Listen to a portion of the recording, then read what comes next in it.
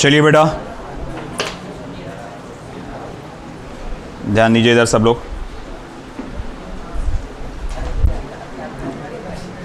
हमको एक बहुत इंपॉर्टेंट टॉपिक आज लेना है, potential due to concentric spheres. Potential due to concentric spheres.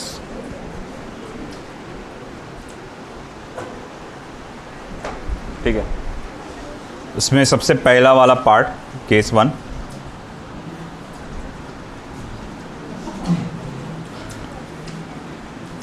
First, if two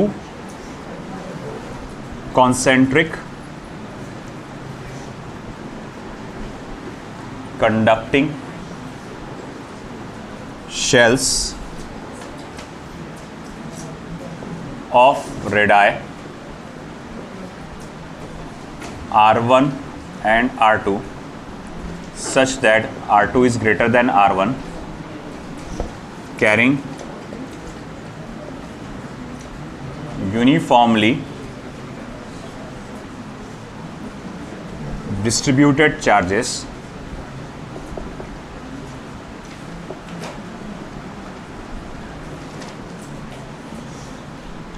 Q1 and Q2 respectively.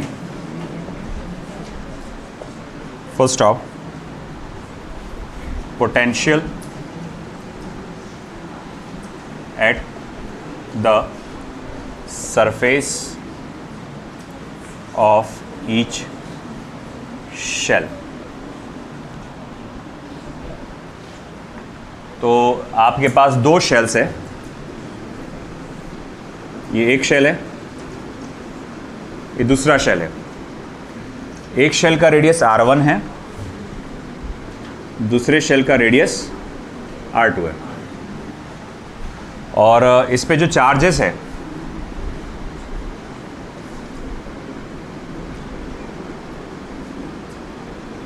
इसमें चार्ज कितना है, Q1।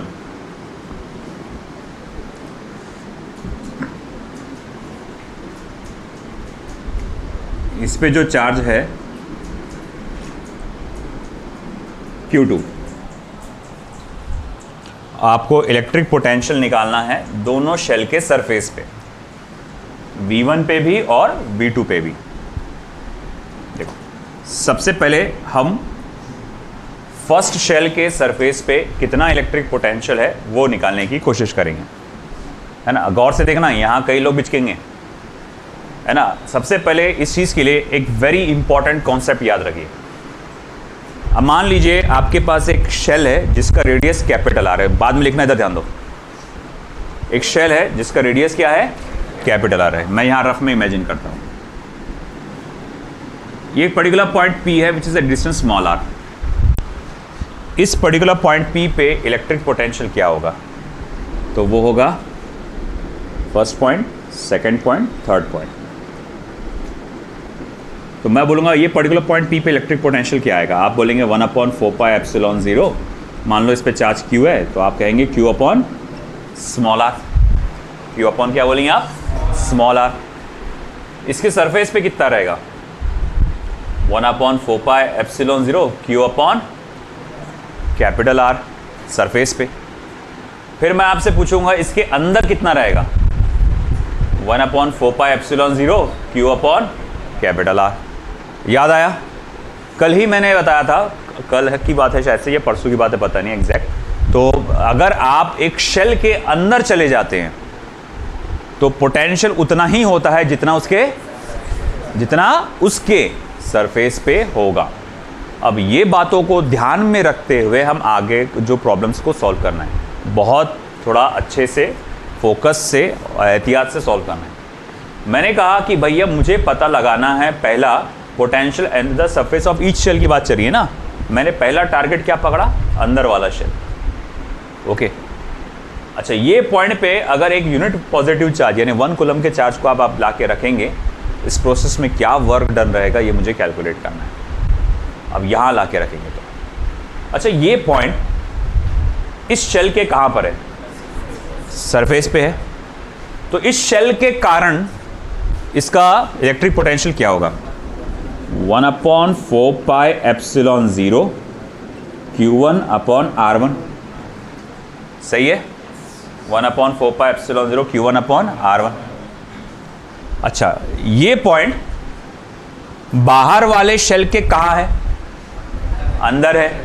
क्योंकि देखो क्या होगा, जब आप 1 कूलम के चार्ज को यहां पे लाके रखेंगे तो इकलौता ये शेल है जो उसको अपोज करेगा, ऐसा है क्या? नहीं, ये भी करेगा, ये भी करेगा। तो 1 कूलम के चार्ज को जो वर्क करना पड़ेगा, इस शेल के लिए अगेंस्ट भी करना पड़ेगा और इस शेल के भी अगेंस्ट करना पड़ेगा। हाँ या ना? समझा कि समझा हमदान? ये पॉइंट है ना अंदर, मैं यहां लाके रख रहा, तो वर्क जो करना पड़ेगा इसके वजह से भी करना पड़ेगा, इसकी वजह से है ना। तो जब मैं इस पॉइंट पे पोटेंशियल निकाल रहा हूं तो मुझे इस स्फीयर की वजह से भी देखना पड़ेगा और इसकी वजह से भी देखना पड़ेगा। तो इसकी वजह से तो पता चल गया। अच्छा, अब इसके वजह से कितना है? तो ये कहां पर आ रहा? इसके अंदर है। बाहर वाले शेल के कहां है? अरे भाई अंदर है ना। 1/4 पाई एप्सिलॉन 0 Q2 फिर R2 लिखूंगा मैं। अरे सर ये क्या आइटम? R2 कहाँ? डिस्टेंस तो R1 है ना। नहीं, अटक गए ना, बिचक गए ना, उलझ गए। R2 आएगा कि R1 आएगा? R2 चाहेगा ना। अरे ये पॉइंट इसके सरफेस पे है, तो इसके वजह से पोटेंशियल क्या आएगा? 1/4 पाई एप्सिलॉन 0। सरफेस का क्या रहता? Q1 radius R1। ये पॉइंट इस शेल के अंदर है, तो वो सरफेस के बराबर का रहेगा, इसके सरफेस के बराबर का रहेगा। 1/4 पाई एप्सिलॉन 0, इसका चार्ज Q2 अपॉन इसका रेडियस R2। अब देखो भाई, ये तो हो गया, जिसको आप 1/4 पाई एप्सिलॉन 0 कॉमन निकाल सकते। इन ब्रैकेट लिखेंगे Q1/R1 प्लस Q2/R2। ठीक है। अब आती है बारी सेकेंड स्फीयर की। अब पिछली बार आपने 1 कूलम के चार्ज को कहां लाके रखे थे? अंदर के शेल पे, और इस वजह से आप अंदर के शेल पे पोटेंशियल पता लगा रहे थे। अब मुझे बाहर के, मान लो मैंने यहां लाके रखा और मुझे पता लगाना है कि अब इलेक्ट्रिक पोटेंशियल क्या होगा। इत्मीनान से, सुकून से देखो, ठंडी सांस ले लो। हालांकि है नहीं यहां पर अवेलेबल, बट फिर भी इमेजिन कर लो, ठंडी सांस लेकर देखो। 1/4 पाई एप्सिलॉन 0। सबसे पहले मैं अंदर के शेल के वजह से देखूंगा। मैंने 1 कूलम का चार्ज लाया, देखो गौर से देखो, 1 कूलम का चार्ज लाया लाया लाया लाया, लोटा लोटा लोटा लोटा। मेरे को याद आ गया गाना, लोटा, वो एक था ना, वो पाकिस्तान का टकला है आदमी, वो जो गाना गा रहा लोटा लोटा लोटा, है ना, पता है। अच्छा, हाथ फतेह लिखा, बड़े इसको बड़ा मालूम है ये चीज़ें साला उसको, है ना। तो ठीक है, तो आप 1 कूलम के चार्ज को ला रहे, यहाँ पर ला रहे, ये आपको रिपेल कर रहे दोनों भी। मैं लाया यहाँ पर लाके रखा, है ना, लाके रखने में मेरे पसीने निकल के, जो दिख रहा है साफ, है ना। अब अगर मैं आपसे पूछूं इस प्रोसेस में कितना पोटेंशियल लग गया या वर्क डन लग गया, तो आप सबसे पहले अंदर की वजह से कैलकुलेट करो। अच्छा, ये पॉइंट इस शेल के बाहर है, तो हम क्या करेंगे, इसका एक्चुअल डिस्टेंस देखेंगे। इसका यहां से यहां एक्चुअल डिस्टेंस कितना है? R2 है। आप कैलकुलेट इसके वजह से कर रहे, है ना, मगर आप एक्चुअल डिस्टेंस देखना पड़ेगा क्योंकि ये बाहर है। तो फॉर्मूला बनेगा Q1/R2। ये समझ में आया? अच्छा ठीक है, ये पॉइंट इस शेल के सरफेस पे है, तो फॉर्मूला क्या बनेगा? 1/4 पाई एप्सिलॉन 0 Q2/R2, क्योंकि सरफेस पर ही है ना वो। अब इसमें से आप कॉमन निकाल लो 1/4 पाई एप्सिलॉन 0, तो क्या रह जाएगा फिर? Q1/R2 plus Q2/R2। आया समझ में? तो ये हमारे 2 फॉर्मूले आ गए, लिख लो।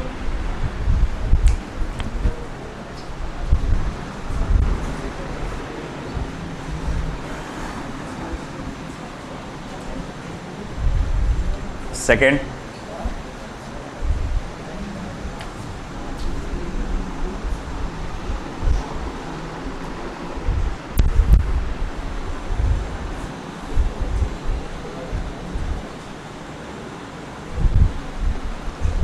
figure shows 3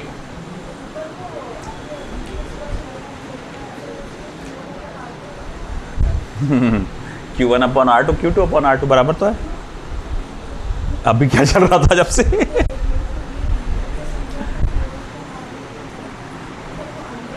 तुमको लग रहा है यहाँ R1 आना चाहिए, है ना? अभी क्या कहानी चली, ये पॉइंट कहाँ है, इस स्फीयर के कहाँ है? पहली मेरी बात सुन, नहीं पहले मेरी बात सुन तू, ये पॉइंट इस स्फीयर के कहाँ है? बाहर है। तो बाहर वाले के लिए यहाँ से लेकर यहाँ तक का एक्चुअल डिस्टेंस देखना पड़ता, रेडियस नहीं देखना पड़ता, समझा?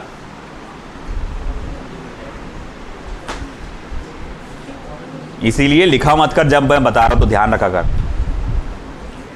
द फिगर शोज द क्या रे 3 कंडक्टिंग shells of radii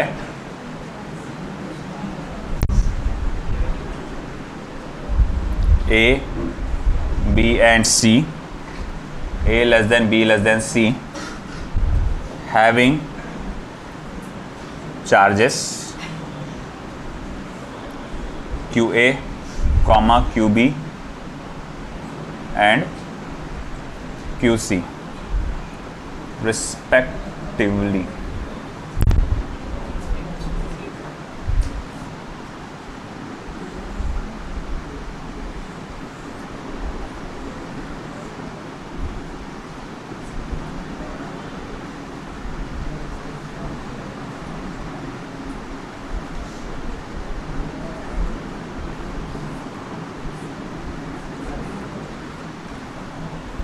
चलो अब कितने शेल है? 3 है। तीनों के सरफेस पे निकालना है पोटेंशियल।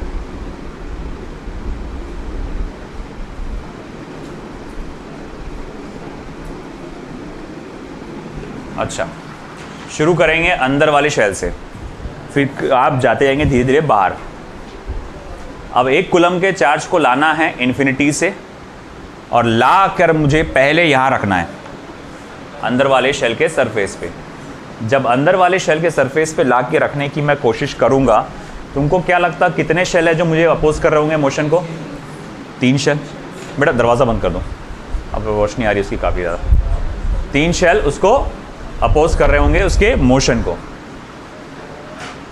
तो जब 3 शेल उसके मोशन को अपोज कर रहे होंगे, है ना, तो मुझे तीनों शेल के वजह से वर्क डन देखना पड़ेगा या पोटेंशियल देखना पड़ेगा। अब देखो, सबसे पहले VA मान लो मैंने यहां ला के रखा। अब जरा बताओ मुझे, वो जो पॉइंट पहला मैं बता रहा हूं वो पहले वाले शेल के सरफेस पे, A शेल के, B शेल के अंदर है, C शेल के भी अंदर है। A इसके सरफेस पे, B शेल के अंदर है, C शेल के भी अंदर है। पहले इसको देखो गौर से, इसके वजह से क्या रहेगा? 1/, देखो सब में 1/4πε0 आने वाला है, तो मैं उसको पहले के पहले कॉमन लिख देता। तो इसका चार्ज QA अपॉन इसका radius that is A plus, अब देखो गौर से, अब बारी आई इसके वजह से कि जब मैं यहां लाके रख रहा था तो तुमने इसके वजह से पोटेंशियल कैलकुलेट किया। अब इसकी बारी, ये पॉइंट इस शेल के कहां है? अंदर है।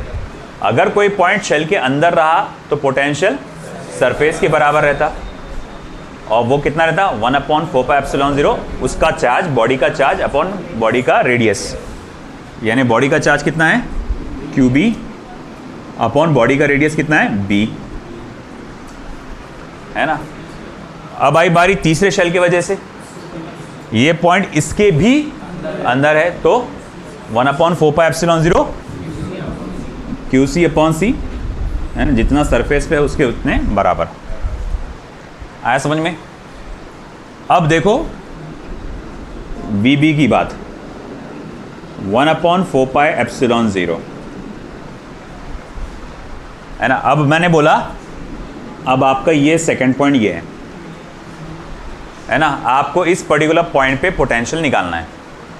इत्मीनान से देखो, ये पॉइंट अंदर वाले शेल के बाहर है, ये पॉइंट अंदर वाले शेल के बाहर है। जब आप अंदर वाले शेल को स्टडी कर रहे हो, भूल जाओ बाकी सबको, तो मैं कहूंगा अंदर वाले शेल के वजह से पोटेंशियल कितना होगा, तो आपको 1/4 पाई एप्सिलॉन 0 अंदर वाले शेल का चार्ज QA अपॉन यहां से लेकर यहां तक का एक्चुअल डिस्टेंस देखना पड़ेगा। एक्चुअल डिस्टेंस, और एक्चुअल डिस्टेंस यहां से लेकर यहां तक का कितना बेटा, B, तो वो आ जाएगा फिर QA अपॉन B। चलो ठीक है। अब ये पॉइंट सेकेंड शेल के सरफेस पे है, तो भाई 1/4 pi epsilon 0 QB upon B, very good, QB upon B।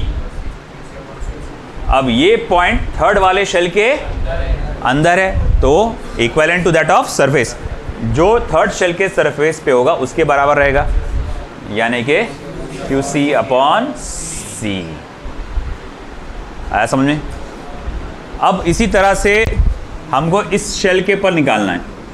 मान लो ये तीसरा शेल पकड़ा, मेरे को पता लगाना है इस शेल के सरफेस पे कितना पोटेंशियल होगा, तो सब में 1/4 पाई एप्सिलॉन 0 आने वाला है, वो कॉमन ले लिया है ना,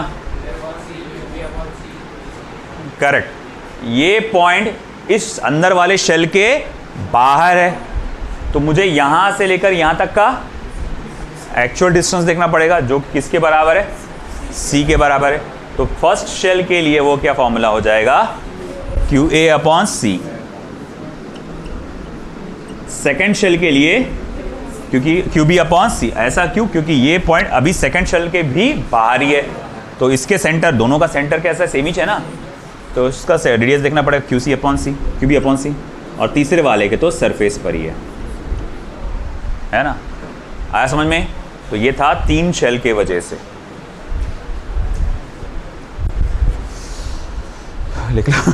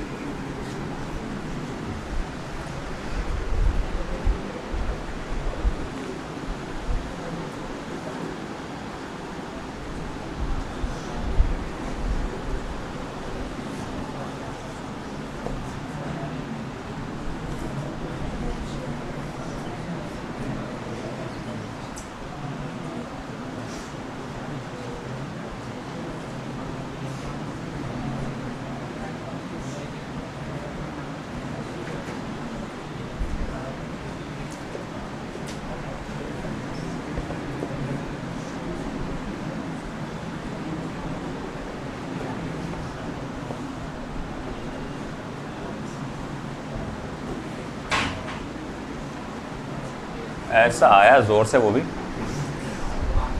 आप तो खोलो, बोले मुझे आने दो अंदर। हो गई बात है ना, डुबा दिया मेरे 50 रुपए हो ना, चाय के नाश्ता करता था मैं।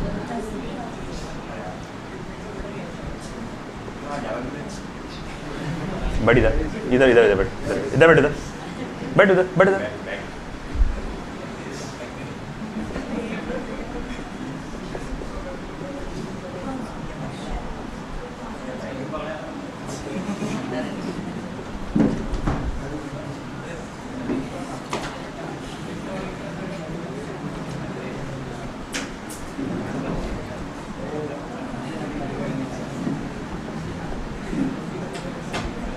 बस क्यों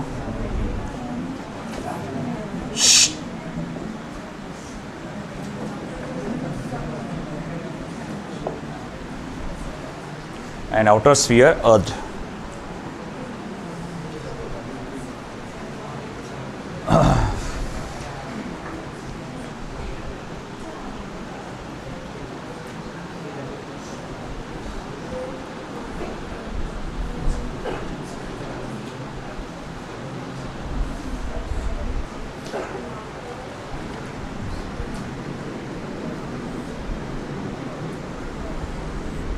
तो देखो मेरे पास दो स्फीयर्स है इस बार, एक स्फीयर है ऑफ रेडियस r1, दूसरा स्फीयर है of radius r2। Outer sphere आपका अर्थ है और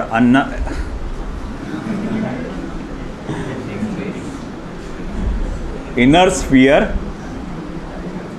पे चार्ज है प्लस q। आपको पता लगाना है कि आउटर स्फीयर पे पहले तो कितना चार्ज रहेगा और पोटेंशियल भी कितना रहेगा। देखो तुमको मालूम है कि आउटर स्फीयर पहले वो न्यूट्रल था, जब वो पहले आया था यहाँ पे तो न्यूट्रल था, और ये जब इसके एरिया में आता है, इसके पास करीब आता है, तो ये पॉजिटिव चार्ज क्या करता है, इसके नेगेटिव चार्जेस को अपनी तरफ खींच लेता है, इसके नेगेटिव चार्जेस को अपनी तरफ खींच लेता है और पॉजिटिव चार्जेस को बाहर लौट देता है। जब आपने इसको इस तरह से अर्थ किया तो ये पॉजिटिव चार्जेस क्या करेंगे, अर्थ में से नेगेटिव चार्जेस को खींचेंगे, है ना, और अपने साथ कंबाइन करके खुद को न्यूट्रलाइज कर लेंगे। इसीलिए पॉजिटिव चार्जेस क्या हो गए, गायब हो गए, क्योंकि वो न्यूट्रलाइज हो चुके हैं। आया समझ में, सिर्फ नेगेटिव चार्जेस रह जाएंगे। अभी हमको पता नहीं कि ये नेगेटिव चार्जेस की क्वांटिटी कितनी है। अभी सिर्फ चलो मान के चलो कि नेगेटिव चार्जेस कितना है, आपका क्यू डैश है। अभी अपने को कोई आइडिया नहीं कि वो कितना है। मैं स्टार्ट करूंगा सेकंड शेल की सरफेस पे से। चलो सेकंड शेल के सरफेस पे से स्टार्ट करते हैं। V2 इज इक्वल्स टू, मैं जानबूझ के वहाँ से स्टार्ट कर रहा हूँ, वो पीछे क्या रीज़न है अभी थोड़ी देर में पता चल जाएगा। यहाँ पे आप 1 कूलम के चार्ज को यहाँ ला के रख रहे हैं, है ना। इस प्रोसेस में कितना वर्क डन लग रहा है, कितना पोटेंशियल हो रहा है, हमें वो कैलकुलेट करना है। तो आप कहेंगे सर वो तो रहेगा 1/4πε0। ये पॉइंट जो है अंदर वाले शेल के बाहर है, तो आपको 1/4πε0 चार्ज जो कि अंदर वाले शेल पे है, और यहाँ से लेकर यहाँ तक का एक्चुअल डिस्टेंस देखना पड़ेगा। वो किसके बराबर है, R2 के बराबर है, प्लस 1/4πε0। अब बात चल रही है इसके वजह से पोटेंशियल कितना आएगा, कितना रहेगा बेटा, Q dash upon R2 once again, क्योंकि वो तो खुद उसके सरफेस पे है ना। अरे हाँ या ना, खुद उसके सरफेस पे, तो पोटेंशियल सेम रहेगा। अब ऐसा है कि बाहर वाला शेल क्या है, अर्थ है, ज़मीन से कनेक्टेड है। जो भी शेल या कोई भी बॉडी जब ज़मीन से कनेक्टेड होती है, इसको हम लोग कहते हैं 0 वोल्ट, इसका पोटेंशियल 0 होता है। मतलब V2 की असल वैल्यू क्या है बेटा, जो आप कैलकुलेट कर रहे हैं बड़े फॉर्मूले से, वो असल क्या है, 0 है। अब ऐसी बात है अगर, तो मैं 1/4πε0 को कॉमन निकाल के उधर भेजूंगा, है ना। या फिर चलो एक काम करता हूँ, 1/4πε0 Q/R2, इसको उधर लेके जा, minus 1/4πε0 Q dash upon R2। ये कटा, ये कटा, ये कटा, यू कटा, तो Q dash is equals to क्या निकला फिर, -Q। मतलब ये पता चला इस शेल के अंदर, ये बहुत इंपॉर्टेंट पॉइंट है, कि अगर मान लो यहाँ पर 100 कूलम का पॉजिटिव चार्ज था, तो ऐसे अरेंजमेंट करने पर इस सेकंड शेल के सरफेस पे 100 कूलम का निगेटिव चार्ज आ जाएगा। अंदर के शेल पे क्या आ जाएगा, 100 कूलम का निगेटिव चार्ज आएगा ना। तो हमको ये पता चल गया कि अंदर कितना चार्ज होने वाला है। तो ठीक है, ये तो पता चल गया। अब हमारे लिए जो इम्पोर्टेंट है वो है आपका अंदर का शेल, क्योंकि वो अर्थ नहीं है। बाहर का शेल अर्थ है, वो हमने फॉर्मूला डाल के वो वैल्यू फॉर्मूला इक्वेशन बनाया तो बनाया, मगर कोई फ़ायदा निकला नहीं, क्योंकि उसकी वैल्यू खुद क्या थी, 0 थी। मगर जिसकी वैल्यू 0 नहीं है उसको पकड़ते हैं, है ना। 1 V1 मान लो आप अंदर के पॉइंट पे निकालना चाहते हैं, देखिए 1/4πε0।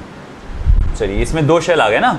अच्छा एक बात बताओ, ये पॉइंट अंदर वाले शेल के कहाँ पर है, सरफेस पे, तो उसके कारण पोटेंशियल क्या होगा, 1/4πε0 इस पे charge Q upon R1 plus ये पॉइंट अंदर बाहर वाले शेल के कहाँ है, अंदर है, तो किसकी करंट रहेगा, सरफेस की करंट, तो 1/4πε0 Q डैश अपॉन R2 है ना, मगर Q डैश की वैल्यू तो क्या है, -Q, तो इसीलिए यहाँ पर क्या आ जाएगा, माइनस, आप लिख दो since Q dash is equals to -Q। फिर Q भी अगर आपने कॉमन निकाल लिया तो Q अपॉन 4πε0 1/R1 - 1/R2 आया समझ में, लिख लो।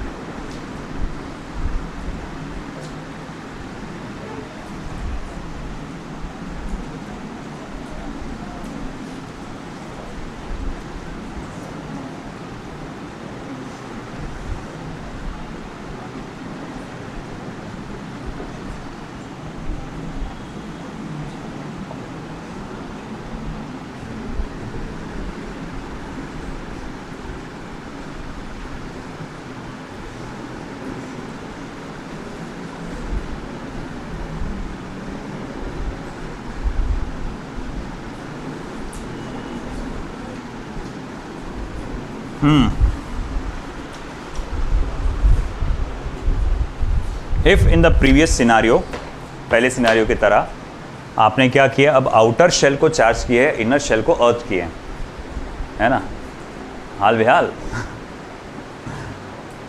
दोनों के हाल बेहाल हो गए मैंने बोला।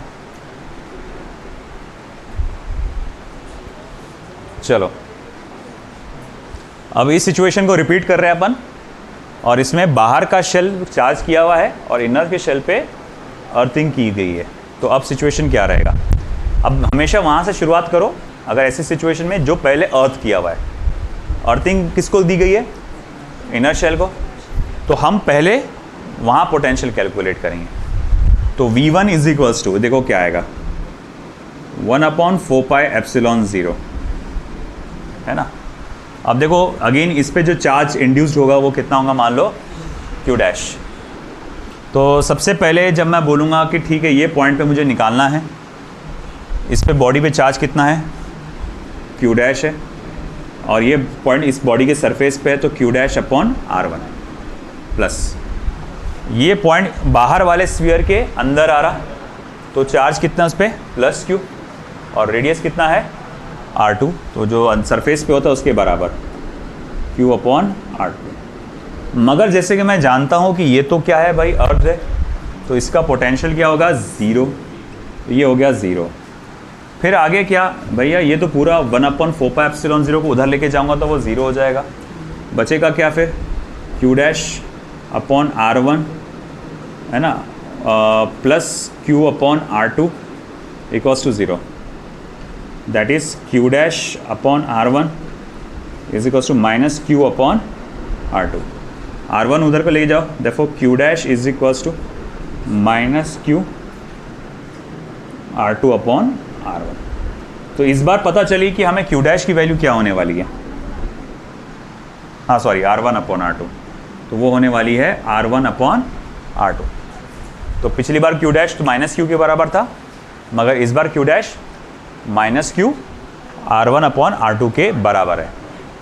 अब आगे वाला पार्ट नेक्स्ट, अब मुझे V2 निकालना है। मैं V2 कैसे निकालूंगा, देखो यहाँ पर इस पर्टिकुलर पॉइंट पे पोटेंशियल क्या आएगा, तो वो आएगा 1/4πε0, है ना। देखो ये पॉइंट इसके बाहर है, तो फिर वो क्या आ जाएगा Q'/R2 प्लस ये पॉइंट इस शेल के सरफेस पर ही है, तो वो आ जाएगा Q/R1, sorry R2, actual distance देखना पड़ेगा ना अपने को, Q/R2। Q' की वैल्यू उठा के यहाँ से यहाँ डालो, क्या है -Q R1/R2, तो V2 is equals to 1/4πε0 -Q और R1/R2, यानी कि R2 का क्या हो जाएगा यहाँ पर स्क्वायर, प्लस Q/R2। अब आप क्या चाहते हैं, आप चाहे तो Q/R2 जो है वो कॉमन निकाल सकते हैं। यहाँ पे मैं जगह यहाँ ले लेता हूँ, तो therefore V2 is equals to मैं लूँगा यहाँ पे 1/4πε0, मैंने Q तो कॉमन निकाल लिया, तो Q/4πε0 R2, है ना। और उधर क्या बच गया 1/R2 R1 माइनस R1/R2, एक R2 बाहर निकल गया ना, है ना। ये देख QR2 यहाँ पूरा का पूरा बाहर निकल गया Q/R2, तो वहाँ क्या बचा सिर्फ 1, वो +1 बचा, और यहाँ से Q निकला और R2 निकला, तो क्या बचा -R1/R2। अब आगे क्या क्रॉस मल्टीप्लाई 4πε0 R2, है ना, R2 माइनस R1/R2, ये आ गया फाइनल।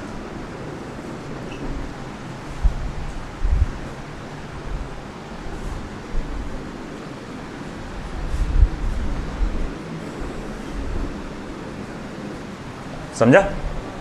तो ये है electric potential due to concentric shells का पार्ट।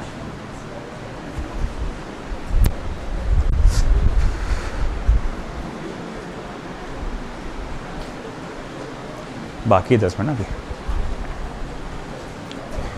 मॉड्यूल 2 एक किसी के पास का भी मॉड्यूल 2, उसमें एक क्वेश्चन है इसका, वो दे रहा हूं।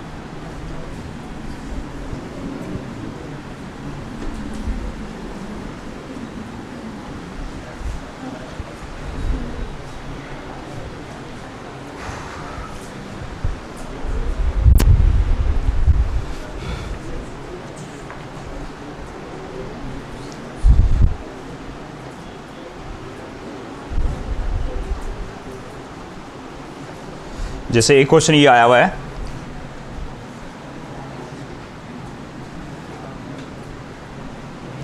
टू कॉन्सेंट्रिक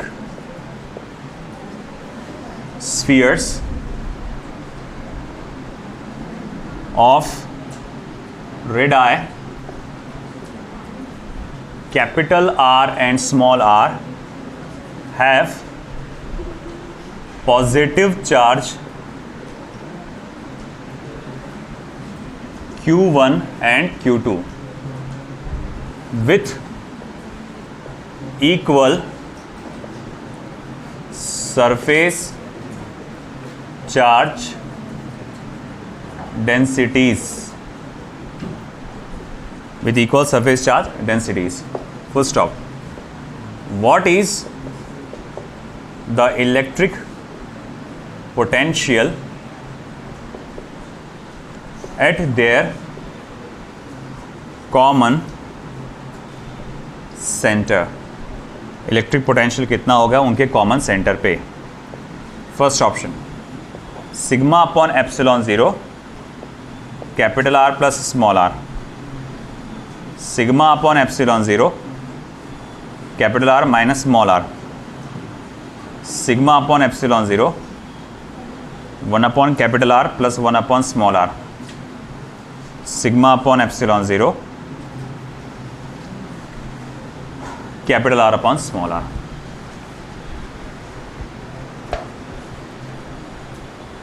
ठीक है, दो कॉन्सेंट्रिक स्फीयर्स है जिसका रेडाई R1 एंड R2 है, R एंड R है, have positive charges Q1 and Q2 with equal surface charge density, what is the electric potential at the common centre. कोई भी आप ले सकते हैं अंदर, चलो मैं स्मॉल आर वाले को अंदर ले लूँ और कैपिटल आर वाले को बाहर ले लूँ, है ना। स्मॉल आर पे चार्ज Q1, कैपिटल आर पे चार्ज Q2, और उसने पूछा है electric potential at the centres, point O पे कितना पोटेंशियल होगा। व्हाट यू सी कि भैया पॉइंट O दोनों शेल के अंदर है, तो पोटेंशियल जो रहेगा वो इक्वलेंट टू दोनों के शेल के सरफेस पे जो रहेगा वो, तो V इज इक्वल्स टू 1/4πε0। इसका चार्ज कितना है बेटा Q1 अपॉन इसका radius small r plus Q2 upon R2 नहीं है सॉरी, क्या है कैपिटल R। अब Q1 कितना है, देखो सिग्मा क्या होता है, Q अपॉन 4πr² होता है, तो Q1 कितना हो जाएगा सिग्मा इंटू 4π स्मॉल r², और Q2 कितना हो जाएगा बेटा सिग्मा इंटू 4π कैपिटल R²। दोनों का सिग्मा सेम बोला ना उसने, इस हिसाब से। अब एक काम करो, डालो वैल्यूज यहाँ पे, V इक्वल्स टू 1/4πε0, इसका आएगा सिग्मा, देखो दोनों में सिग्मा कॉमन आएगा, सिग्मा और 4π कॉमन आएगा, तो मैं इसको बाहर ले लेता हूँ, सिग्मा इंटू 4π कॉमन बाहर आ गया, और ये रह जाएगा इधर R² upon R, capital R² upon capital R, 4π cancel, R cancel, तो V is equals to sigma upon ε0 small r plus capital R। कौन सा ऑप्शन आ रहा, पहला।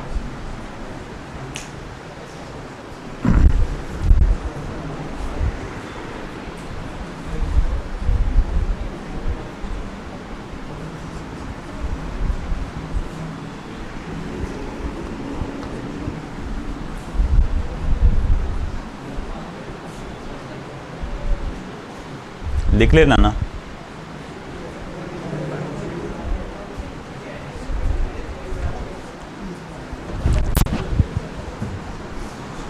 कहाँ गया वो वाला, C और A प्लस B का रिलेशन कहाँ गया। चलो ठीक है, जान दो, छोटा वाला ले लेता हूँ।